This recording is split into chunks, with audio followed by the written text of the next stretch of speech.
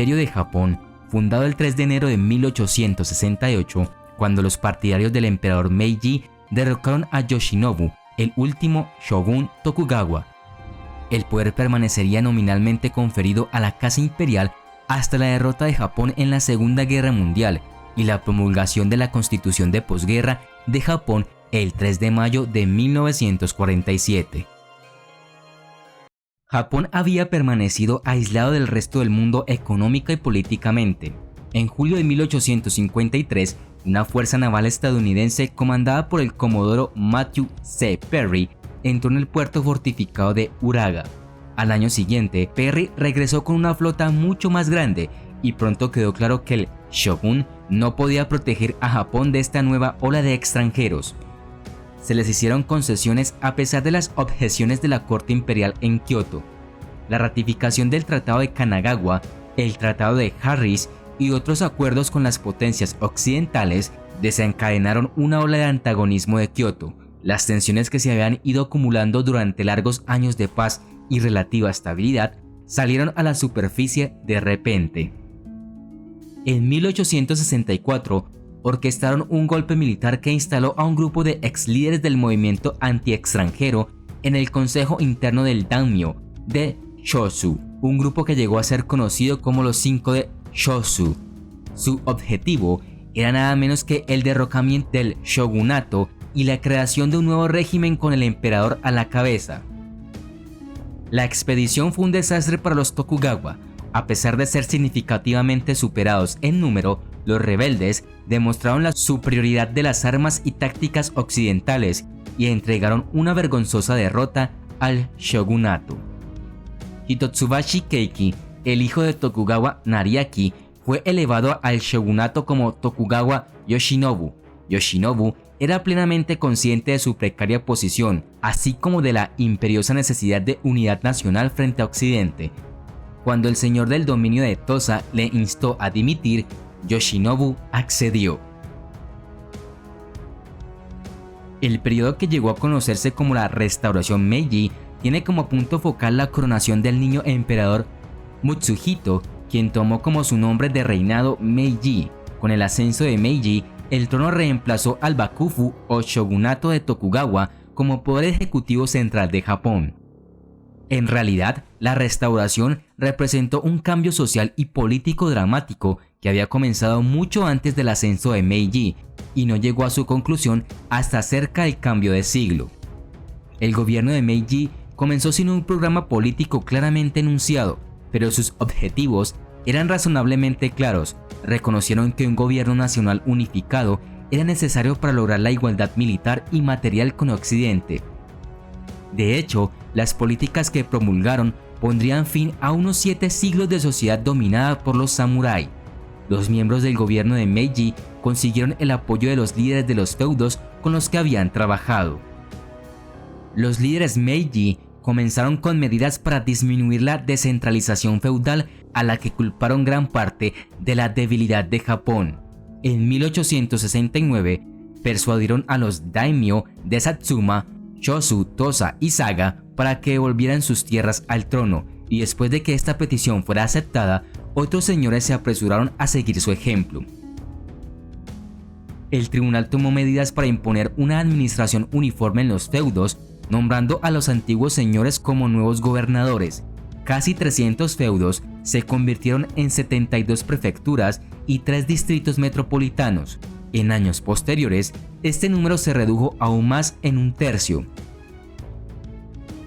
En 1873 se instituyó un sistema de servicio militar obligatorio a nivel nacional, privando a los samurái de su tradicional monopolio del servicio militar. El descontento entre la antigua casta guerrera provocó una serie de revueltas. La última y mayor revuelta se produjo en 1877 en Satsuma. A la cabeza estaba Saigo Takamori, un héroe de la restauración que había dirigido la campaña militar contra los Tokugawa. Afortunadamente para el gobierno, las revueltas expresaron el descontento regional y nunca fueron coordinadas. Los asuntos exteriores ocuparon un segundo lugar después de los problemas internos durante la mayor parte del periodo Meiji, ya que los líderes del gobierno mantuvieron una política de cautela. Los opositores justificaron sus argumentos señalando que las aventuras en el extranjero proporcionarían un foco para la unidad nacional. Al año siguiente, se lanzó una expedición contra Formosa, Taiwán, para castigar a los indígenas por asesinar a 54 pescadores de Ryukyu-wan. Esto prestó apoyo al reclamo japonés de las islas Ryukyu, y las islas se incorporaron a Japón en 1879 a pesar de las protestas chinas. La primera guerra sino-japonesa, librada en 1894 y 1895, giró en torno al tema del control y la influencia sobre Corea bajo el gobierno de la dinastía Joseon. Corea había sido tradicionalmente un estado tributario al Imperio Qing de China, que ejerció una gran influencia sobre los funcionarios coreanos. El 27 de febrero de 1876, después de varios enfrentamientos entre aislacionistas coreanos y japoneses, Japón impuso el Tratado Japón-Corea de 1876, lo que obligó a Corea a abrirse al comercio japonés, resolviendo poner fin a la soberanía china de siglos de antigüedad. El 4 de junio de 1894, Corea solicitó ayuda al Imperio Qing. El gobierno de Qing envió 2.800 soldados a Corea. Los japoneses contraatacaron enviando una fuerza de 8.000 soldados. A principios de junio de 1894, las 8.000 tropas japonesas capturaron al rey coreano Go-Yeon, ocuparon el Palacio Real de Seúl y para el 25 de junio instalaron un gobierno títere en Seúl. China se opuso y se produjo la guerra. Corea fue ocupada y declarada protectorado japonés después del Tratado Japón-Corea de 1905. Después de proclamada la fundación del Imperio Coreano, Corea fue anexionada oficialmente a Japón a través del Tratado de Anexión en 1910. La península de Corea fue oficialmente parte del Imperio de Japón durante 35 años, desde el 29 de agosto de 1910 hasta que terminó el dominio japonés formal el 2 de septiembre de 1945, tras la rendición de Japón en la Segunda Guerra Mundial. En 1904, el Imperio ruso bajo el zar Nicolás II era una de las potencias territoriales más grandes del mundo, cuando el zar puso su mirada en un puerto de aguas cálidas en el Océano Pacífico para el comercio y como base para su creciente armada, se centró en las penínsulas de Corea y Liaodong. Japón, temiendo el crecimiento de la influencia rusa en la región, desde la primera guerra sino-japonesa se mostró cauteloso. Al principio, las dos naciones intentaron negociar. Rusia rechazó la oferta de Japón de darles el control de Manchuria, noreste de China, para retener la influencia en Corea. Luego exigió que Corea al norte del paralelo 39 sirviera como zona neutral. Los japoneses respondieron con un ataque sorpresa contra la flota rusa del Lejano Oriente en Port Arthur en China el 8 de febrero de 1904, dando inicio a la guerra ruso-japonesa. La guerra terminó con la victoria japonesa y la firma del Tratado de Portsmouth, que fue mediado por el presidente estadounidense Theodore Roosevelt. Japón entró en la Primera Guerra Mundial del lado de los aliados en 1914 para expandir su esfera de influencia en China y el Pacífico. Japón declaró la guerra a Alemania el 23 de agosto de 1914. Las fuerzas japonesas y aliadas del Imperio Británico pronto se trasladaron a ocupar la fortaleza de Tsingtao, los territorios arrendados por Alemania en la provincia china de Shandong, así como las Islas Marianas, Carolina y Marshall. Después de la rendición de las tropas coloniales alemanas el 7 de noviembre de 1914, pasaron a ser parte del Imperio japonés. En 1931, Japón invadió y conquistó el noreste de China, Manchuria, con poca resistencia. Luego Japón estableció un régimen títere llamado Manchukuo e instaló al último emperador manchú de China, Puyi, como jefe de estado oficial. Japón tenía un plan de emigración para fomentar la colonización. La población japonesa en Manchuria creció posteriormente a 850.000. Con ricos recursos naturales y mano de obra, las corporaciones propiedad del ejército convirtieron a Manchuria en una sólida máquina de apoyo militar del ejército japonés. Japón invadió China propiamente dicha en 1937. El 13 de diciembre de ese mismo año, la capital nacionalista de Nanjing se rindió a las tropas japonesas. En el evento conocido como la Masacre de Nanjing, las tropas japonesas masacraron a un gran número de la guarnición defensora. Se estima que entre 200.000 y 300.000, incluidos civiles, pueden haber sido asesinados. Un estado títere también se estableció en China, encabezado por Wang Jingwei. La Segunda Guerra Sino-Japonesa continuó en la Segunda Guerra Mundial. A pesar de seguir ocupando territorio chino, Japón finalmente se rindió el 2 de septiembre de 1945 a las fuerzas aliadas y la invasión soviética de Manchuria.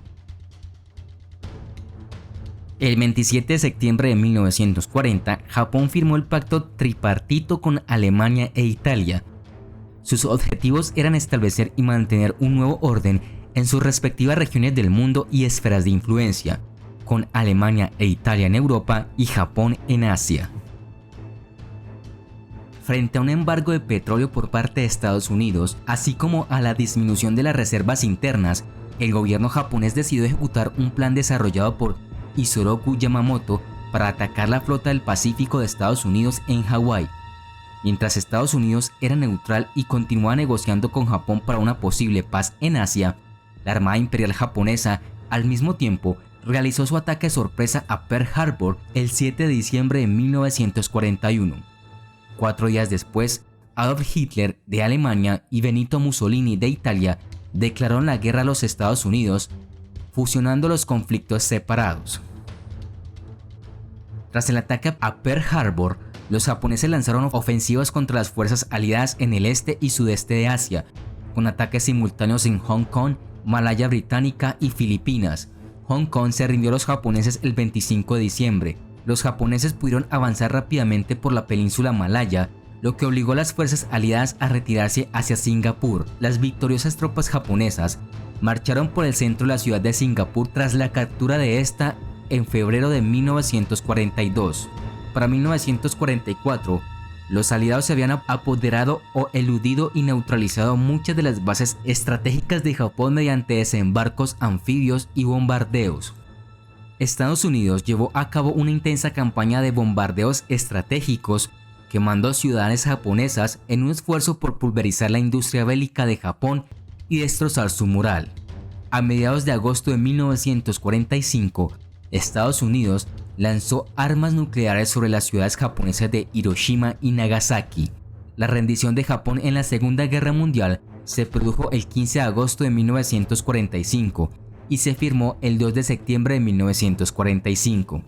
El Imperio de Japón aceptó la declaración de Potsdam, firmada por Estados Unidos, Reino Unido, República de China y la Unión Soviética. Después de la guerra, siguió un periodo conocido como Japón ocupado, encabezado en gran parte por el general del ejército estadounidense Douglas MacArthur, para revisar la constitución japonesa y desmilitarizar la nación. La ocupación aliada incluía la asistencia económica y política concurrente, continuó hasta 1952. Las fuerzas aliadas ordenaron a Japón abolir la constitución Meiji y hacer cumplir la constitución de 1947 de Japón. Esta nueva constitución fue impuesta por Estados Unidos bajo la supervisión de MacArthur. MacArthur incluyó el artículo 9 que convirtió a Japón en un país pacifista. Tras la adopción de la constitución de 1947, el Imperio de Japón se disolvió y se convirtió simplemente en el Estado de Japón, y todos los territorios de ultramar se perdieron. Japón se redujo a los territorios que estaban tradicionalmente dentro de la esfera cultural japonesa antes de 1895. Japón adoptó un sistema político de base parlamentaria y el papel del emperador se volvió simbólico. Las fuerzas de ocupación estadounidenses eran plenamente responsables de proteger a Japón de las amenazas externas. Japón solo tenía una fuerza policial menor para la seguridad nacional. Esta fue la única vez en la historia de Japón que fue ocupada por una potencia extranjera.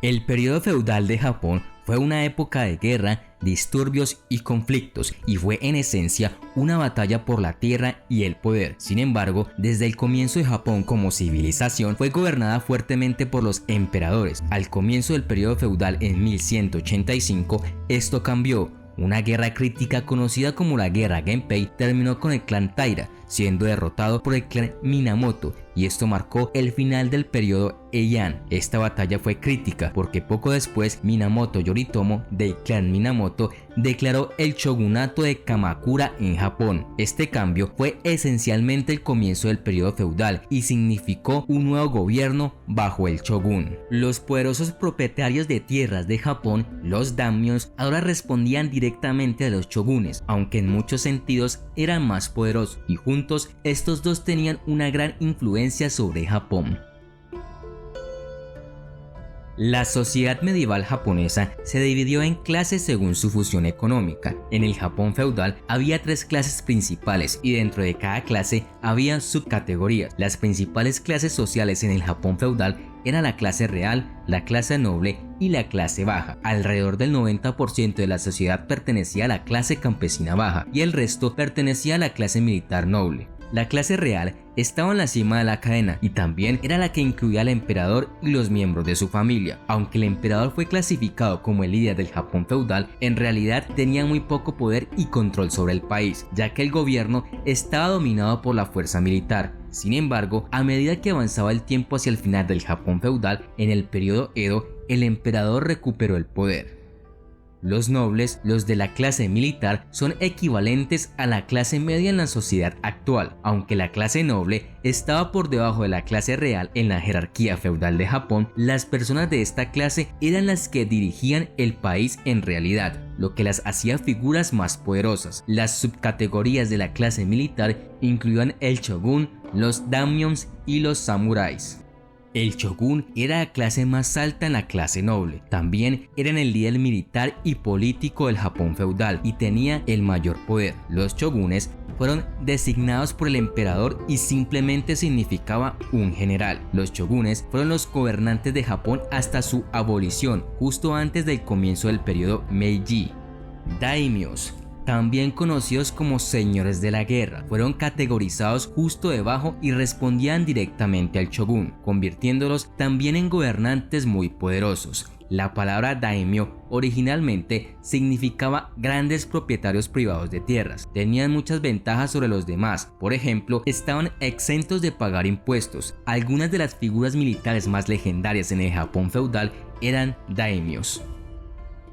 Los samurái, mejor descritos como guerreros o soldados en el Japón feudal, fueron los contratados por los daimyo para protegerlos de otros daimyos. Los samurái fueron vistos como una clase valiente y privilegiada en el Japón feudal, ya que solo menos del 10% de las personas en el periodo pertenecían a esta clase social. Cuando su daimyo moría derrotado en una batalla, los samurái bajo el daimyo se convertían en ronins. Cuán poderoso era un daimyo dependía significativamente de cuántos samurái tenía. La mayoría de la población estaban en la clase baja. Las subcategorías dentro de la clase baja incluían campesinos, artesanos y comerciantes. Los campesinos se clasificaron entre los primeros de la clase baja, incluidos agricultores y pescadores. Aunque los campesinos en el Japón feudal a menudo eran pobres, se les consideraba muy apreciados, ya que producían arroz para samurái y daimyos. Los artesanos estaban por debajo de los campesinos, aunque se volvieron más poderosos durante el periodo feudal. Al principio se los consideraba una de las subcategorías más bajas de la jerarquía. Los comerciantes también estaban en la clase social más baja. Una de las razones por las cuales la gente los menospreciaba era porque tomaban dinero de otras personas de manera deshonesta. Aunque eran impopulares con la mayoría y estaban en la clase social más baja, eran ricos y por lo tanto eran considerados como una de las clases más beneficiosas del Japón feudal. El matrimonio era un asunto más formal entre las clases altas. Básicamente era un matrimonio por conveniencia, basado en el acuerdo entre dos familias. Bajo el sistema feudal, los matrimonios japoneses se utilizaban a menudo como medios políticos y diplomáticos para mantener la paz y la unidad entre los señores feudales. Los hombres y las mujeres jóvenes de la época no tenían voz en la elección de sus parejas en el matrimonio. Por el contrario, un casamentero arreglaría matrimonios en nombre de ambas familias. Por lo tanto, el papel de un nakodo o casamentero se estableció en Japón, mientras que en las comunidades rurales las cosas estaban más relajadas. Incluso el sexo prematrimonial estaba permitido gracias a la tradición establecida de yohai o visita nocturna entre los amantes. Un hombre casado a menudo se iba a vivir a la casa familiar de su esposa después del nacimiento de un niño o la pérdida de un padre. En el caso de las esposas de samurái, se esperaba que defendieran la casa en ausencia de su marido en campaña, y se les dio el regalo de un cuchillo en su boda como símbolo de este deber. El divorcio siempre estuvo a favor del hombre, que podía decidir terminar su matrimonio simplemente escribiendo una carta a su esposa. Si la pareja se mantenía en términos amistosos, entonces se podría llegar a un acuerdo mutuo, pero el hombre finalmente tenía el poder de decidir tales asuntos. Si hubiera evidencia de adulterio, entonces la esposa podría incluso ser ejecutada. Como la esposa no recurría a ninguna protección legal, la única opción para muchas mujeres para escapar de los esposos adúlteros o violentos era unirse a un convento. La unidad familiar esencial en Japón era la ie, casa, que incluía a los padres y sus hijos, abuelos, otros parientes consanguíneos, los sirvientes y sus hijos. Los hijos mayores generalmente heredaban la propiedad del ie, pero la ausencia de descendencia masculina podría implicar traer a un extraño para que actúe como jefe de la familia, koshu. A menudo se adoptaban hijos varones para este mismo propósito, aunque un miembro femenino también podría tomar este papel. La esposa del koshu era la mujer mayor de la familia y era responsable de administrar las tareas del hogar. El bienestar de la ie tenía prioridad sobre cualquier individuo, y los tres principios a seguir para todos fueron obligación, obediencia y lealtad. Por esta razón, toda la propiedad dentro de una familia se consideraba no perteneciente a ningún individuo, sino al ie como un todo. El deber filial, o yakoku, hacia los padres y abuelos se cultivaba especialmente como un sentimiento positivo. En las clases bajas, los padres se hacían cargo de la educación de sus hijos, les enseñaban las habilidades prácticas que habían adquirido durante toda una vida de trabajo. Con respecto a la educación más formal, esta era solamente un privilegio exclusivo de las familias aristocráticas o de aquellos que se unían a los monasterios budistas. Fue durante el periodo Edo cuando el gobierno comenzó a centrarse en proporcionar una buena educación a todos los niños. Las escuelas a las que asistían los niños en el Japón se llamaban terakoya. Al final del periodo Edo, más del 70% de los niños que vivían en Edo, hoy conocido como Tokio, recibieron una educación superior. La terakoya existió hasta el comienzo del periodo Meiji, que fue reemplazado por gakusei, y asistir a las escuelas se convirtió en obligatorio para todos los niños en Japón. Sin embargo, el número de personas que sabían leer y escribir, incluso en las clases altas, era solo una pequeña proporción de la población en su conjunto, y los monjes fueron muy solicitados para ayudar con el papeleo en el mundo secular. Lo que los niños aprendieron dependía si el alumno era un niño o una niña. Por ejemplo, a las niñas se les enseñó cosas como cocinar, lavar, arreglos florales y costura. Las escuelas en el Japón feudal también se centraron en la enseñanza de disciplinas. Por ejemplo, a los niños se les enseñaron las diferentes formas de hablar con diferentes clases de personas, así como los valores morales. En el periodo medieval, la mayoría de los japoneses y monjes de clase alta habrían comido 2 comidas al día, una alrededor del mediodía y otra al anochecer. Las clases más bajas podrían haber comido la misma cantidad o menos. Los hombres generalmente comían por separado a las mujeres, y había ciertas reglas de etiqueta, como que una esposa debía servir a un esposo y la nuera mayor debía servir a la jefa de familia. La comida se servía en una bandeja colocada frente al comensal que estaba sentado en el piso. La comida se comía con palillos de madera lacada, metales preciosos o marfil. La influencia del budismo en la aristocracia era fuerte y significaba que la carne era mal vista por muchos. Los samurái y las clases bajas no tenían tales reparos y consumían carne cada vez que podían permitirse. Los alimentos básicos para todos fueron el arroz, verduras, algas, mariscos y frutas. La salsa de soja y la pasta eran populares para dar un sabor extra, al igual que el wasabi, el sansho y el jengibre. El té verde generalmente se servía después de la comida. El sake o vino de arroz era reservado para ocasiones especiales. Los entretenimientos incluían combates de lucha de sumo, celebrados en los santuarios sintoístas, pesca, peleas de gallos, un tipo de juego de fútbol llamado kemari, bádminton, hanetsuki, que usaba paletas de madera. La equitación, esgrima y tiro con arco eran pasatiempos populares. Los juegos de interior incluyeron los dos juegos de mesa más populares, Go y Shogi. Desde el siglo XIV, el teatro no fue otra forma popular de entretenimiento donde los actores enmascarados actuaban en movimientos estilizados con música, contando las historias de dioses, héroes y heroínas, aunque a este solo tenían acceso las clases altas. Los niños jugaban con los juguetes tradicionales populares en otros lugares, como trompos, muñecas y cometas. Las mujeres de la clase alta usaban quizás el artículo de vestuario más famoso de la cultura japonesa, el kimono. El kimono es una túnica de seda tejida atada en la cintura por una banda ancha u obi. Otras prendas para hombres y mujeres de medios tendrían a ser de seda, largas y holgadas, y ambos sexos podían usar pantalones holgados y también pantalones de falda de mujer. Mientras que los hombres usaban chaquetas cortas llamadas aori o la chaqueta larga uchikake o kaidori. La ropa más fina a menudo se bordaba maravillosamente con diseños de plantas, flores, pájaros y paisajes que se volverían aún más elaborados en el periodo Edo. Las clases más bajas generalmente usaban ropa similar pero de un color más sobrio y estaban hechas de lino tejido o cáñamo. El calzado preferido para todos era sandalias, sori, hechas de madera, cuerda o cuero. El sombrero más común era la kasa, un sombrero de paja que tomaba muchas formas, algunas de las cuales indicaban el estatus social del usuario.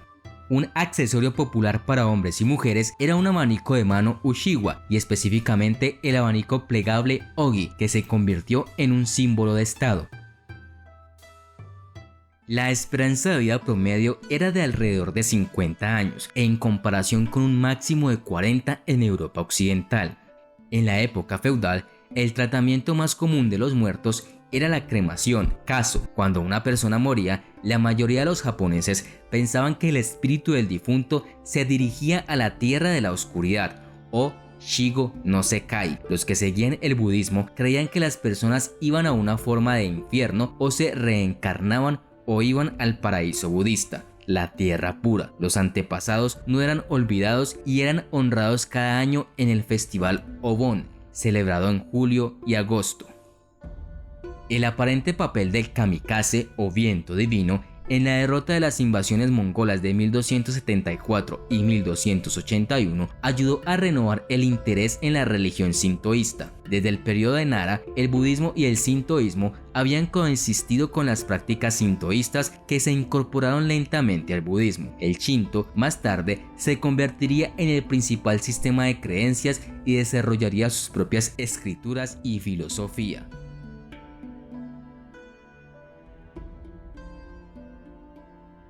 Las geishas son mujeres que practican el arte de 250 años de kei, habilidades artísticas, y tradicionalmente han entretenido y encantado a los clientes adinerados con música, bailes, canciones y conversaciones ingeniosas. A través de la disciplina y el talento, la geisha ha creado una vida de belleza, se ha convertido en la imagen de la mujer perfecta, la encarnación de la cultura y el refinamiento japonés. Una obra de arte viviente. Su negocio es vender un sueño de lujo, romance y exclusividad. Ser geisha era una de las pocas formas en que una mujer o incluso una persona de nacimiento común podía alcanzar riqueza, estatus y fama. En los viejos tiempos, muchas geishas se casaban con samuráis influyentes, convertidos en políticos y usaban sus conexiones y habilidades para avanzar en la carrera de su marido. Las primeras geishas aparecieron en el siglo XIII y originalmente eran hombres conocidos como takeomochi. Estos hombres aconsejaron y entretuvieron a su señor. En el siglo XVI se volvieron más parecidos a los narradores que se centraban en crear conversaciones e incitar al humor. Alrededor del siglo XVII, las mujeres comenzaron a convertirse en geishas y estas comenzaron a aparecer en las formas de odoriko, que significa bailarinas, y rápidamente se hicieron cargo de la profesión, dominando en 1780. Originalmente, las mujeres geishas eran asistentes de oirans, cortesanas de clase alta que residían en los barrios de placer de las ciudades durante el periodo Edo. Como las cortesanas temían que las geishas les robaran a sus clientes, las regulaciones de ese momento prohibían a las geishas establecer relaciones personales con los clientes. De hecho, ni siquiera se les permitió sentarse cerca de los invitados. Es por eso que si bien las geishas surgieron del mundo de las cortesanas durante el periodo Edo, se establecieron como parte de la clase de entretenimiento y nunca fueron prostitutas. Sin embargo, los clientes que visitaban a las cortesanas comenzaron a gradualmente hacia las geishas, menos costosas y mucho más accesibles socialmente, y para el siglo XIX, las geishas en su mayor parte estaban reemplazando a las oiran como el centro de las fiestas. A medida que la popularidad de las oiran disminuyó en el periodo Meiji, la popularidad de las geishas creció, ya que se convirtieron en proveedores vitales de hospitalidad y entretenimiento en cenas para grandes empresas y funcionarios gubernamentales. La popularidad de estas creció continuamente hasta la década de 1920, cuando hubo hasta 80.000 geishas en todo Japón entreteniendo a los invitados. Fue solo cuando el país se involucró en la guerra internacional que la presión sobre la sociedad japonesa amenazó el papel y el prestigio de la profesión de geisha. La primera etapa del entrenamiento se llamó Shikomi. Cuando las niñas llegaban por primera vez a la hoquilla, las ponían a trabajar como sirvientas, a las que se les exigía que hicieran todo lo que se les decía. El trabajo fue difícil, con la intención de hacer y romper a las nuevas chicas. La shikomi más joven de la casa tendría que esperar hasta altas horas de la noche a que la geisha mayor regresara de sus compromisos, a veces hasta las 2 o 3 de la mañana, y ayudarla a desvestirse y prepararse para dormir. Durante esta etapa de entrenamiento, la shikomi asistía a clases en la escuela de geishas de Hanamashi. En los tiempos modernos, esta etapa de entrenamiento todavía existe, principalmente para acostumbrar a las niñas al dialecto tradicional, las tradiciones y la vestimenta del estilo de vida de las geishas. Una vez que la recluta se volvería competente en las artes de las geishas y pasara un examen final y difícil de danza, sería promovida a la segunda etapa de entrenamiento, Minarai. Las Minarai son relevados de sus deberes domésticos. La etapa de Minarai se centra en la formación en el campo. Aunque las Minarai asisten a Osashiki, banquetes en los que las geishas asisten a los invitados, no participan a un nivel avanzado. Cobran un tercio del hanadai o comisión de rendimiento que recibe la geisha. La Minarai generalmente trabaja en estrecha colaboración con una casa de té en particular llamada Minarai Haya, aprendiendo del Oka-san, propietario de la casa. Estas técnicas no se enseñan en la escuela, ya que las habilidades como la conversación y los juegos solo se pueden absorber a través de la práctica. Esta etapa dura solo aproximadamente un mes. Después de un corto periodo de tiempo, comenzó la tercera y más famosa etapa de entrenamiento, llamada Maiko. Las Maiko son aprendices de geisha y esta etapa puede durar años. La Maiko aprende de su mentora geisha senior y la sigue en todos sus compromisos. La relación Oni-san y Mouto-san es extremadamente importante, dado que la Oni-san le enseña a su Maiko todo sobre cómo trabajar en el Hanamachi. Su enseñanza es vital. Ella le enseñará las formas adecuadas de servir el té, tocar el shamisen y bailar, así como triunfar durante una conversación informal con los clientes. Es importante que una Maiko aprenda esto para recibir futuras invitaciones a más casas de té y reuniones.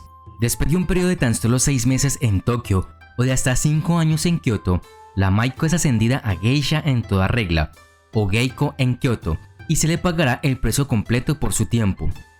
Durante sus estudios, una geisha aprende a tocar el shamisen, un instrumento de 3 cuerdas, donde lo tocará en fiestas y actuaciones, generalmente acompañando a una geisha que canta. También aprende a tocar otros instrumentos tradicionales japoneses como el shimedaiko, un tambor pequeño, el koto, un instrumento grande de cuerda, y el fue, un tipo de flauta. Se espera que las geishas sean mujeres solteras. Quienes opten por casarse deben retirarse de la profesión. En el pasado, era tradicional que las geishas tomaran un dana o patrón. Un dana era típicamente un hombre rico, a veces casado, que tenía los medios para sufragar los grandes gastos relacionados con el entrenamiento tradicional de una geisha. Esto también ocurre a veces en los tiempos modernos, pero muy raramente. Una geisha y su dana pueden estar enamorados o no, pero la intimidad nunca se ve como una recompensa por el apoyo financiero del dana. Las convenciones y valores tradicionales dentro de tal relación son muy intrincados y no son bien entendidos incluso por muchos japoneses. Si bien es cierto que una geisha es libre de entablar relaciones personales con los hombres que conoce a través de su trabajo, tales relaciones se eligen cuidadosamente y es poco probable que sean casuales.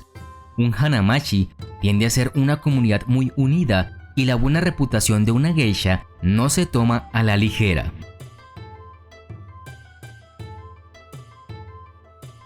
El maquillaje tradicional de un aprendiz de geisha presenta una base blanca gruesa con lápiz labial rojo y acentos rojos y negros alrededor de los ojos y las cejas. Originalmente, la máscara de base blanca estaba hecha con plomo, pero después del descubrimiento de que envenenaba la piel y causaba terribles problemas de piel, hacia el final de la era Meiji fue reemplazada por polvo de arroz. La aplicación del maquillaje es difícil de perfeccionar y es un proceso que requiere mucho tiempo. Primero se aplicaba una cera o sustancia oleosa llamada Bintsuke Abura sobre la piel.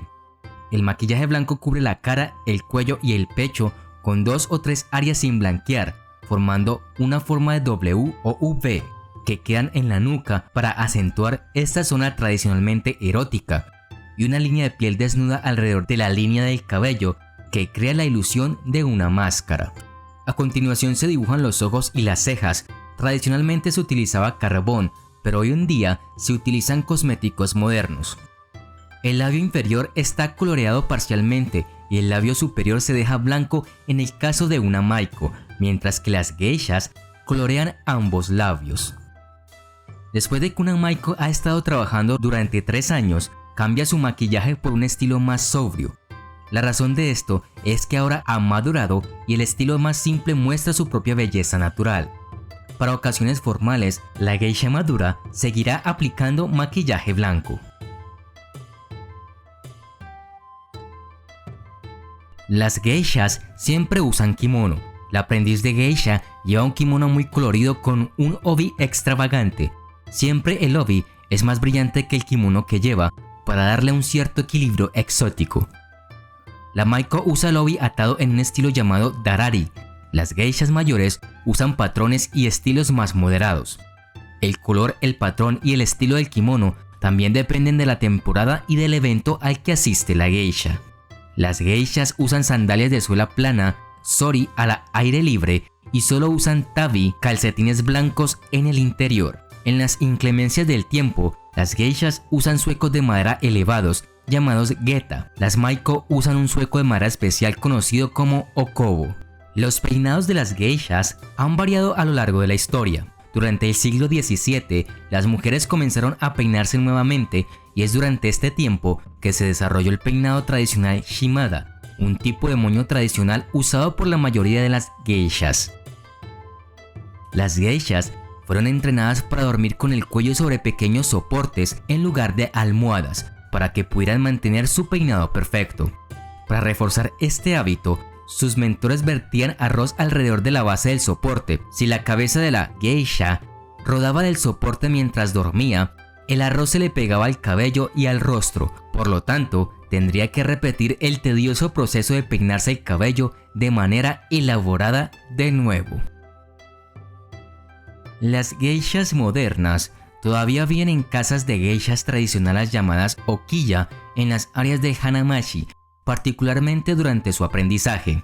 Muchas geishas experimentadas que tienen el éxito suficiente eligen vivir de forma independiente durante la última parte de sus carreras.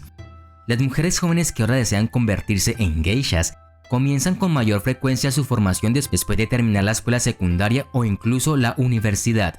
Ellas todavía estudian instrumentos tradicionales como el shamisen, shakuhachi y tambores, así como canciones tradicionales, danza tradicional japonesa, ceremonia del té, literatura y poesía. Muchos consideran que Kioto es el lugar donde la tradición de las geishas es más fuerte en la actualidad, pero hoy en día el número es bastante reducido. El número exacto es desconocido por los forasteros y se estima que entre 1000 y 2000, principalmente en la ciudad turística de Atami.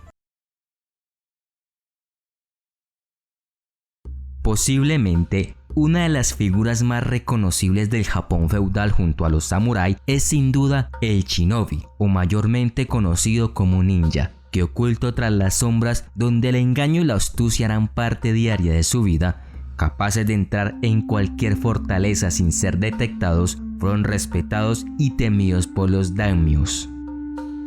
Pero ¿realmente sabemos cómo era un ninja? ¿De dónde y por qué salieron estos formidables hombres y mujeres capaces de realizar tales hazañas?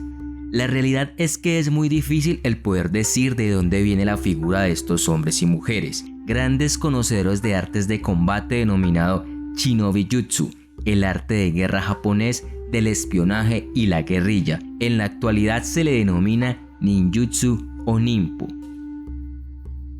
Muchas fuentes indican que las habilidades que se volvieron en el ninjutsu, el arte del sigilo, comenzaron a desarrollarse entre los años 600 al 900. Se dice que el príncipe Shotoku contrató a Otomono Sahito como un espía shinobi. Para el año 850, la dinastía Tang en China comenzaba a declinar, cayó en el 907, arrastrando a China a 50 años de caos. El colapso obligó a que varios generales de la dinastía huyeran a Japón. Estos comandantes llevaron con ellos nuevas tácticas y filosofías de guerra. Si hacemos caso de los historiadores japoneses más fiables, estos creían que el nacimiento de los shinobi era originario de China, y los portadores de estos conocimientos se vería reflejado en la imagen de unos monjes llamados Yamabushi, maestros en el arte del combate. Forzados a salir de China, se vieron obligados a dirigir sus pasos al país del sol naciente, asentándose en dos puntos muy concretos, los valles de Iga y Koga. Los primeros documentos en los que se puede comprobar la existencia de los ninjas aparecen a partir del periodo Nambokucho, 1336 a 1392, y durante el periodo Sengoku, los señores feudales daimyo utilizaron ya de forma habitual a estos shinobi para recabar información. Agrupaciones de ninjas actuaron a partir de entonces en lugares de todo Japón como Iga, Koga, Togakushi o Kai. Dependiendo de la región, los shinobi eran conocidos con otros nombres como Rappa, Suppa, Kusa, Dako o Kamari. Los ninjas del periodo Sengoku eran contratados principalmente por los daimyo y sus principales misiones consistían en infiltrarse en las filas enemigas para obtener información o realizar tareas entre bastidores que no eran propias de guerreros, como incendiar, destruir o tender trampas, entre otras tácticas de guerrilla. Su misión más importante era informar a su señor sobre la situación del enemigo y nunca utilizaban un arma de forma arbitraria. Se dice que los ninjas solo utilizaban sus habilidades para protegerse. Tras el periodo de guerras y la unificación del país bajo el gobierno de los Tokugawa en el periodo Edo, entre 1603 y 1867, los ninjas fueron cambiando gradualmente. En este periodo, además de seguir trabajando como informantes, eran contratados por el Bakufu, el gobierno de los Tokugawa, y los daimyo para servir como guardaespaldas. Los primeros libros que describían las técnicas y la preparación mental de los shinobi, el Manchesukai y el Shoninki, no fueron escritos hasta mediados del siglo XVII. En el Mansenchukan han quedado diversos registros de las habilidades de los ninjas, como técnicas para entablar relaciones, para conversar, para memorizar o incluso hacer conjuros, entre otras características, además de las descripciones de las diversas herramientas que utilizaban. El ninjato o espada ninja también era conocida por otros dos nombres, ninjaken o shinobigatana. Este es el sable que normalmente portaban los ninja. Este tipo de sables tenía diferente forma y tamaño, aunque se caracterizaba por su hoja recta y ser un poco más corta que la katana tradicional, más usada por el samurái japonés. El ninjato más típico solía ser como una espada corta con una empuñadura y saya de katana. Todas estas características llevaba a este sable a ser muy veloz en desenvainar y hacer uso de él. Su tamaño era una de sus características y ventajas a la hora del combate, sobre todo en espacios pequeños o cerrados. Los denominados kunai son un tipo de cuchillo utilizado generalmente por los ninja. Suelen ser de tamaño pequeño, teniendo como características principales el lanzamiento rápido para el ataque y lo fácil de poder esconderlo debajo de las mangas. Los sai doble, todo apunta a que fueron una herramienta agrícola que terminó utilizándose como arma. La forma básica de esta es parecida a una daga pero sin filo, una punta aguda y dos largas protecciones en los laterales de punta redondeada unida a la empuñadura. Solían llevarse en la cintura. Las famosísimas bombas de humo ninja, conocidas por el nombre de Metsubushi o también llamadas cerrador de ojos, en realidad son diferentes técnicas usadas en el ninjutsu para hacer la visión del oponente nula o casi nula temporalmente. En el mundo ninja, todas estas técnicas se usaban como autodefensa y para hacer más fácil su desaparición.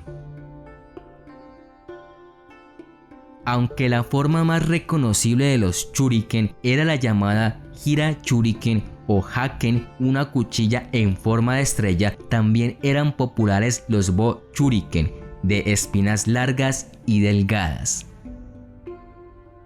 Los rangos por los que se regían los clanes se dividían en jonin, líderes, chunin, oficiales del clan, y los ganin, agentes de campo. Pero entre los ganin se encontraban diversas subclases especializadas. De esta manera podemos encontrar saisakus, especialistas en poner trampas, los yutei, espías viajeros, los iapa, expertos en acciones improvisadas, mitsumono, especialistas en cambio de personalidad, los supa, lo más parecido a ser un detective, los kamari, especialistas en realizar emboscadas, los omichu, expertos en misiones de poca posibilidad de supervivencia, los duneki, expertos en la infiltración, los homene, agentes dobles, los negurushu, expertos en armas con pólvora, los hayagumi, expertos en la entrega de mensajes urgentes. Un niño o niña nacido en una familia ninja era la persona idónea de la que se esperaba que continuara la tradición familiar. El entrenamiento comenzaba a una edad muy temprana y temporalmente se le apartaba de la vida normal. Prácticamente no se les enseñaba ética moral, pues más tarde podía suponer una restricción mental para sus acciones. Su entrenamiento era enfocado hacia la realidad. Sus técnicas no parecían muy ortodoxas para otras artes, pero su fin no era la plasticidad, sino la funcionalidad de algo que podía salvarles la vida. Estos entrenamientos especiales abarcaban una serie de aspectos importantes y de todo punto vitales para la conservación de su vida: ejercicios sobre equilibrio, agilidad, fuerza, resistencia, etc.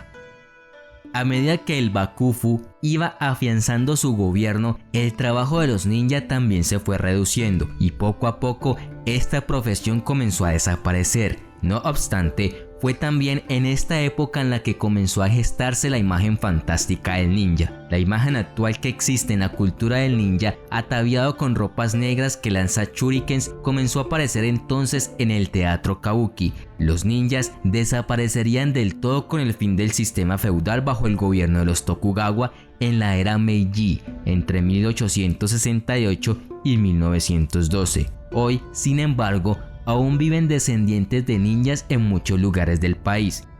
Desde hace algunos años se han convertido en un reclamo turístico en varios municipios que guardan una relación con estos shinobi, lugares que cuentan con residencias y museos dedicados a los ninja y en los que se cuenta su historia.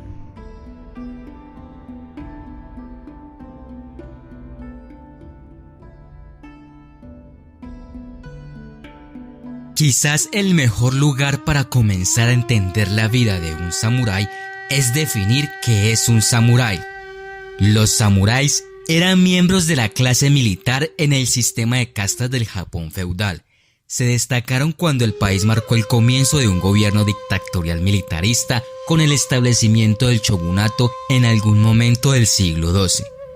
Mantuvieron una poderosa presencia en todo el país durante los siguientes 700 años hasta que su influencia finalmente disminuyó con la caída del sistema feudal y la restauración del gobierno imperial en el siglo XIX.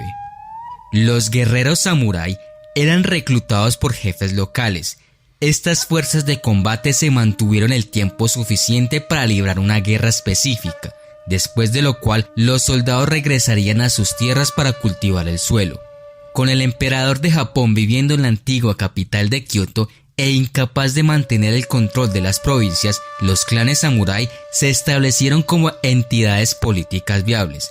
A finales del siglo XII, los señores samurái gobernaron tanto las provincias como el centro de Japón. Mantuvieron su influencia hasta mediados de la década de 1870, cuando la clase samurái fue proscrita y su estatus de privilegio fue disuelto. El entrenamiento riguroso de un guerrero samurái comenzaba en la infancia. Los pequeños samurái comenzaban a practicar los conceptos básicos de esgrima con espadas de madera a la edad de 3 años, y se les entregaba un arma real que era una espada llamada Mamorigatana para la autodefensa entre las edades de 5 y 7 años. Los niños eran enviados a ser criados por familiares o al hogar de un instructor de esgrima, donde se les enseñaba tácticas militares, tiro con arco, monta, manejo de una lanza y combate sin armas, Jujutsu. También se prestó atención al desarrollo de las virtudes intelectuales. Aunque no había una escuela especial para las hijas samurái, estas aprendían a ser buenas esposas y amas de casa, mientras que también recibían entrenamiento con armas, por ejemplo, el uso de la lanza naginata. Entre los 13 y los 16 años, el joven samurái pasa por el genpuku, un rito de ceremonia de pasaje. En este rito recibe su primer corte de pelo de adulto, le dan un wakizashi y una armadura. En este momento ya se le permite usar una katana. La escuela samurái era una combinación única de entrenamiento físico, estudios, poesía y disciplina espiritual. Los jóvenes guerreros estudiaban kendo, el camino de la espada, el código moral del samurái y el budismo zen. En el Hagakure se dice que se requiere que un samurái se despierte, se bañe, se arregle el cabello todos los días a partir de las 4 de la mañana, coma cuando salga el sol y descanse cuando está oscuro. Un samurái debía desarrollar haragei o concentración mental y debía concentrarse en el ki, la energía vital. Para controlar su energía, realizaba acciones repetitivas que se llamaban katas. Al principio lo hacían lentamente y luego se aceleraba gradualmente para poder aumentar el poder letal. Las acciones se basaban en el ataque, contraataque y estrategias de defensa. Se esperaba que los samuráis vivieran de acuerdo con el Bushido, el camino del guerrero, un código ético estricto influenciado por el confucianismo que enfatizaba la lealtad hacia el maestro, el respeto por el comportamiento ético superior en todos los aspectos de la vida y la autodisciplina completa. Esto significaba que no era suficiente para un samurái saber cómo terminar una vida. También se esperaba que se elevara a sí mismo al perseguir intereses por el arte, la poesía, la música, la caligrafía e incluso la ceremonia del té. Originalmente, los guerreros samurái estaban más enfocados en tiro con arco y combate montado, pero con el tiempo fue que la espada o la katana se convirtió en una parte importante de la vida de un samurái, ya que se creía que el alma y el honor del guerrero residían en la espada que él utilizaba. Se esperaba que los samuráis se comportaran honradamente en todo momento, y tener honor era una parte tan importante de sus vidas que a menudo la buscaban incluso en la muerte. Por lo tanto, como parte del Bushido, un guerrero a veces cometía una forma de suicidio ritual que se conoce como seppuku. La mayoría de las veces, la razón principal por la que un samurái se suicida es para evitar la captura y la derrota en el campo de batalla, en vez de vivir una vida vergonzosa en las manos de sus enemigos. De tal manera, cometían el harakiri, una forma dolorosa de suicidio en que un individuo se corta a sí mismo su propio abdomen antes de que un subordinado lo decapite a él.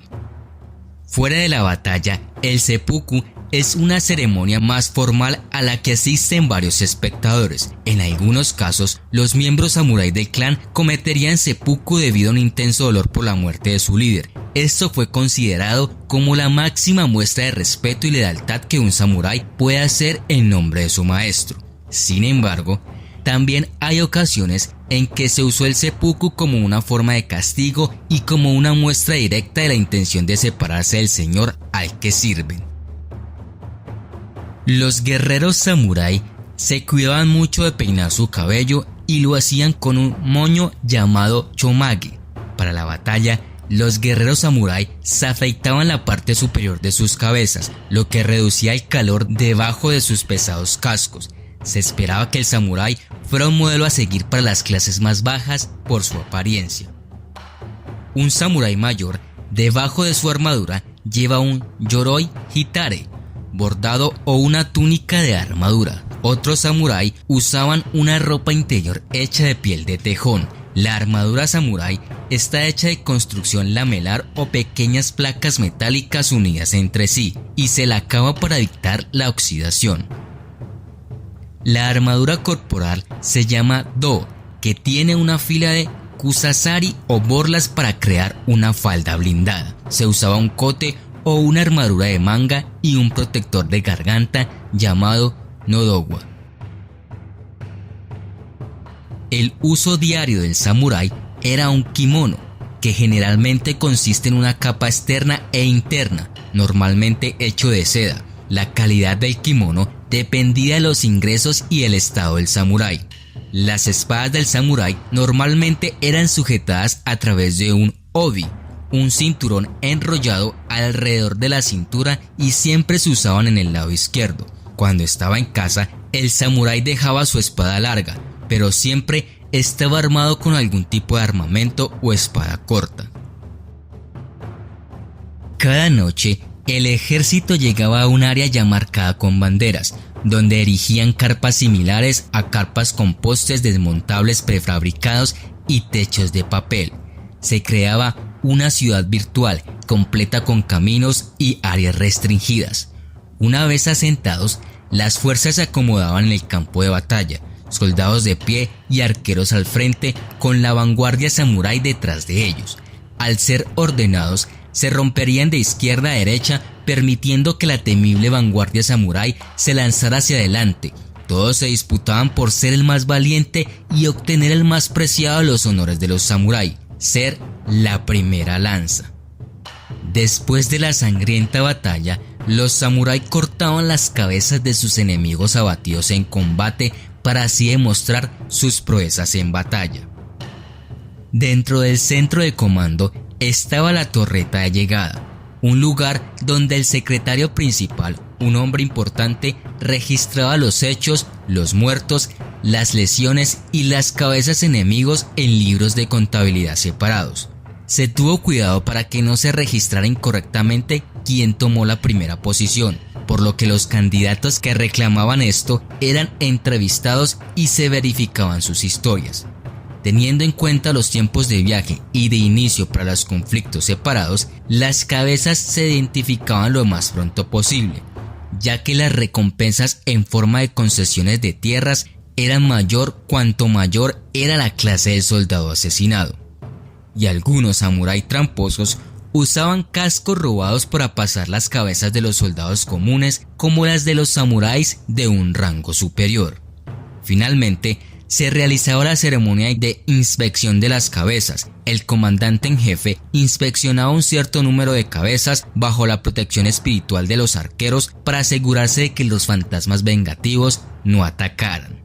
Cuando la guerra terminaba, el ejército volvía a casa, se otorgaban las recompensas, la riqueza obtenida se distribuía y se daban los ascensos o promociones. eran recibidos por las esposas y los niños, se lloraban a los muertos y se celebraban las victorias con ceremonias. Por lo general, la comida consumida por los guerreros samurái era simple. Estos alimentos eran el arroz, la soja, el pescado, las verduras, las algas y las frutas. Principalmente su suministro de proteínas provino de comer mariscos y pescados. En tiempos de paz, los guerreros samurái disfrutaban cazando pato, jabalí o venado, y también les encantaba jugar juegos como shogi o ir.